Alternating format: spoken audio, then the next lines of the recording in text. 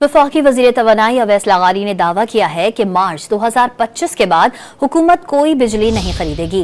कौमी असम्बली में इजहार ख्याल करते हुए उन्होंने कहा कि पूरे पाकिस्तान में 4 रुपए फी यूनिट बिजली सस्ती हो चुकी। अप्रैल में पाकिस्तान इस खत्ते में सबसे सस्ती बिजली फराहम करने वाले ममालिक में शुमार हो सकता है।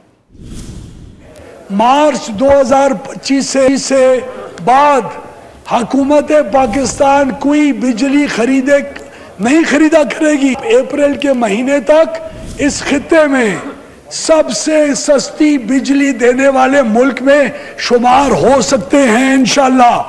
वफाकी वज़ीर तवानाई अवैस लगारी ने दावा किया है कि मार्च 2025 के बाद हुकूमत कोई बिजली नहीं खरीदेगी। कौमी असम्बली में इजहार ख्याल करते हुए उन्होंने कहा कि पूरे पाकिस्तान में 4 रुपए फी यूनिट बिजली सस्ती हो चुकी। अप्रैल में पाकिस्तान इस खत्ते में सबसे सस्ती बिजली फराहम करने वाले ममालिक में शुमार हो सकता है। मार्च 2025 से बाद हुकूमत पाकिस्तान कोई बिजली नहीं खरीदा करेगी। अप्रैल के महीने तक इस खित्ते में सबसे सस्ती बिजली देने वाले मुल्क में शुमार हो सकते हैं इंशाअल्लाह।